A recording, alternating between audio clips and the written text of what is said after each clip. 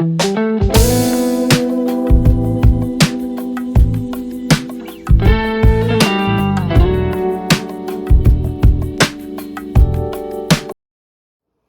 everyone, it's Lynn from Hey Lynn Vintage and thank you for joining. Today we're going to make our meatball surprise. So let's get into it. This is still out of that little McCall's book that we've been using and we're going to go over those ingredients right now. So for the meatball mixture, we got our 1 pound of ground chuck. I've got 1 egg beaten, a half a cup of milk, 1 teaspoon of salt. The recipe calls for 2.5, but we are separating that. 1.5 will go into our seasoning for our sauce. So this is just 1 teaspoon of salt. And then we do have 3/4 cups of, I just crushed up corn chips. I put them in a bag and I crushed them really good. So this is gonna go into our meatballs and we're gonna mix that all together and then throw that into the refrigerator for 1 hour. And then we have, for the sauce, we have 2 tablespoons of sugar. In this dish, I have the other 1.5 teaspoons of salt, a teaspoon of oregano, a teaspoon of ground cumin, a teaspoon of ground coriander, and 1 tablespoon of chili powder. And here I have 2.5 tablespoons of flour. We're gonna roll our meatballs in that. And then the recipe called for 1 pound, 4 ounces of tomatoes. They only come in 1 pound, 12 ounces. So I'm probably just gonna take a couple of the whole tomatoes out because I'm gonna want the sauce. And then I have my 2 cups of sliced onions and a clove of garlic chopped. And then I do have over here, I have our unsweetened chocolate. So because we're on a budget, I did just buy Walmart brand. So we are just gonna use 1 square of that. I really think that people were getting into, you know, different flavors, ethnic flavors. So I think that they were trying to mimic maybe a mole sauce with this. So we are gonna add 1 square of unsweetened chocolate to that. And I don't know if I mentioned that I have my 2 tablespoons of sugar that also goes into the sauce. So these are our ingredients for the sauce over here. And then we're gonna mix this together and get our ingredients ready for our meatballs. Let's start with that. So in this bowl of ground chuck, we're gonna add all of our ingredients. So I'm just gonna add our milk,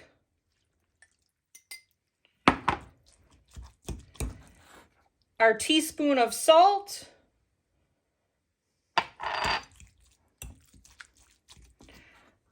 our 3/4 cups of ground corn chips that like I said, I had just put those into a little baggie and just crushed them up. And then our 1 egg that's been beaten. So we got all that in there. We're just gonna mix that all together.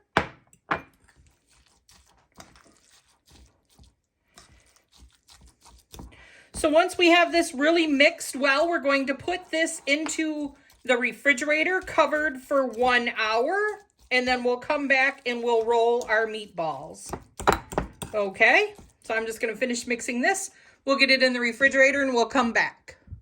So I started rolling these meatballs. I am using a scoop. I'm trying to look for the size. I know it's gonna be on the...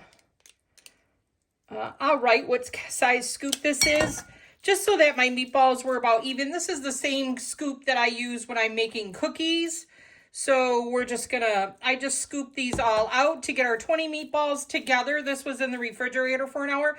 And what they're really doing is they just don't want, they want the fat to be a little bit more, so it's not so liquidy, that it's easier to roll. So then when we get these all rolled, we're just gonna roll these in the flour, and this is just gonna really help them brown. So you just really wanna take your meatballs, once you get them all rolled. I think I ended up with 17 using my little scoop, which isn't too bad. You can always separate it out so that you do get an even 20 amount. So we're just gonna roll all these into our flour, and then I'll meet you at the frying pan and we'll get these babies browned up. All right, So I've got 2 tablespoons of oil heating up in our pan here. I'm just kind of using a large wok pan because I don't want to wash another pan. I want to do this all in one pot. So I'm going to make my sauce right in here. So I chose this because it's a nice deep vessel. I do have all of my meatballs all rolled. So they're rolled in the flour so that we can get those nice and brown. I got a pair of tongs over there to help me with that. I'm just going to grab like a little bowl because once they brown, we're going to want to put them on another platter. So I'm just going to grab a small bowl real quick. And you don't want to crowd your pan. So when we put these in, of course, we want to make sure that we hear that sizzle. And we don't want to crowd our pan because we don't want to poach them. And if we put too many in at the same time, we could then end up poaching them. And then it says to use a tight-fitting lid in the recipe, which we're just gonna, I just have a splatter screen. I think they did that because they just didn't want you guys to have a bunch of grease all over your stove and then have to wash the stove down. So we just have a splatter screen. So I'm going to brown these up and I'll show you what they should look like and we'll come back and then we'll make the sauce. So let's just kind of sit here for a minute and see if these are taking a long brown.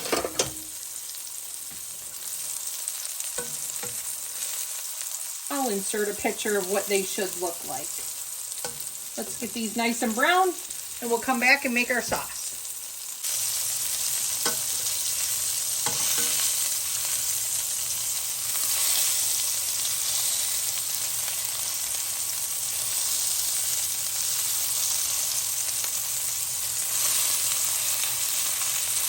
Nice brown on there. That's what we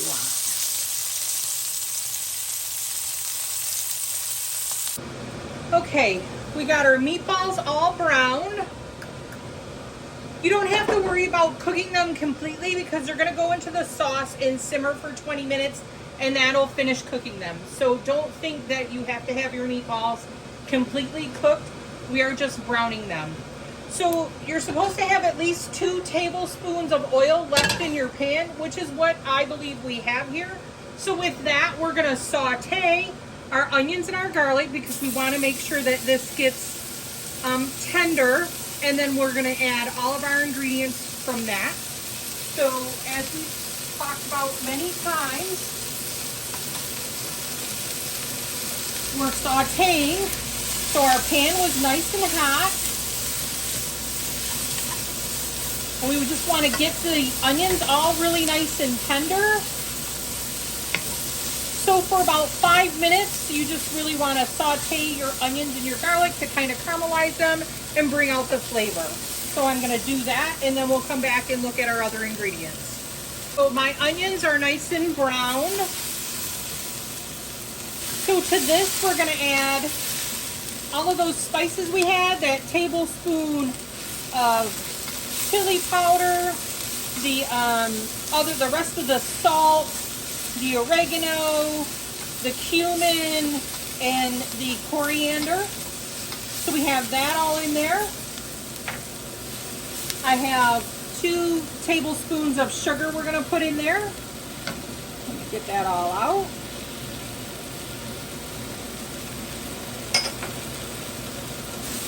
And then I think to thicken this sauce, I have my heat on medium in case you guys are wondering. I'm going to change that to medium-low.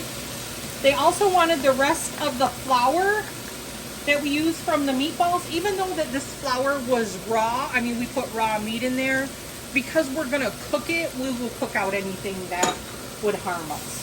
So we're going to add that flour in here and kind of caramelize that flour a little bit. You're kind of making a little bit of a roux to thicken your sauce. So we got that all mixed. You just want to cook out that flour flavor a little bit. You want to give that a good cook. Stir around. So then we need to still add our tomatoes. and that cube of chocolate, and then it also calls for 1 cup of water. So that wasn't really said in the ingredient list, but it is in the instructions. So we're gonna add our tomatoes. I took out 3 tomatoes to bring this to the amount that they wanted. I knew that I had to take out like 9 ounces. So if you guys end up buying the large can of tomatoes, I'm trying to crush these up a little bit. I just took out, like I said, 3. I had a scale over here, so I kind of weighed it. It was like 3 tomatoes and a little bit of sauce I took out of there. So I'm just going to crush up these tomatoes a little bit. Mix these around with our onions. I'm just doing this while there's not so much liquid in there so I can actually get to the tomatoes. And then we will add our chocolate. Oh, remember last week we said we wanted to know what this was all about. Corn chips and unsweetened chocolate. Here we go. Alright. Got these tomatoes crushed up a little bit. Get that little guy.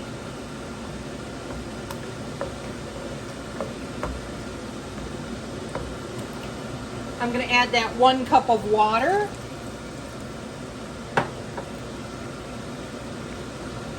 I'm going to break up this chocolate a little bit just so that it melts a little bit faster for us. We're going to throw that in. It's probably why you had to add the 2 tablespoons of sugar to bring up that so your sauce wasn't so bitter.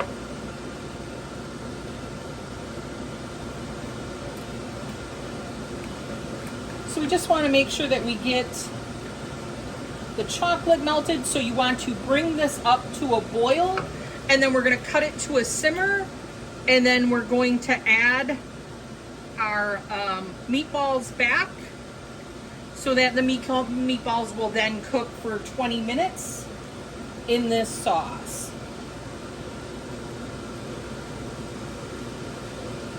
And I just want you to know it's killing me not to taste it. Because usually if I'm cooking anything, I want to taste it, but I want to stick with what's in their recipe and then give you guys my thoughts at the end. But I don't think I ever cook without tasting to make sure that I add, you know, the flavors that I know that my family will like and enjoy. So I'm just going to bring this up to, we want to bring this up to a boil. That's what you would do if you were making any type of soup, stews, sauces. We want to bring it up to a boil, then we cut it back to a simmer. So which is also going to help bring our meatballs back up to temp. So we do want to, like I said, bring this to a boil first. Alright, and that'll also help melt that chocolate square that we've got stirring around in here.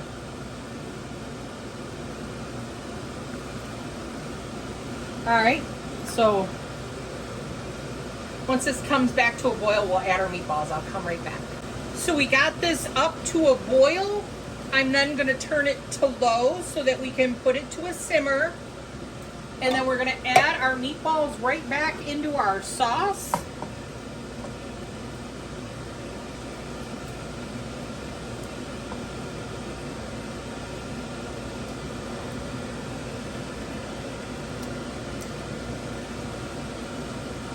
So then we just want to let this cook in the sauce for 20 minutes.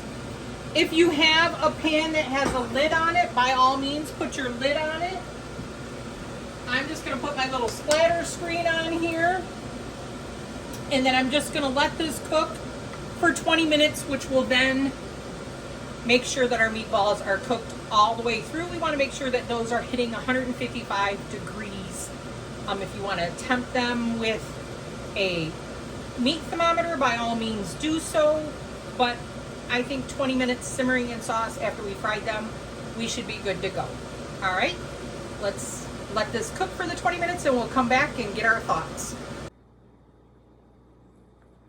Alrighty, everyone, we've finished making our surprise meatballs, and what I have to say is that the sauce is actually pretty good. It does have more of a like Chef Boyardee flavor to it, you know, like that canned stuff. And I think that's because you're adding the sugar and all that stuff in the chocolate.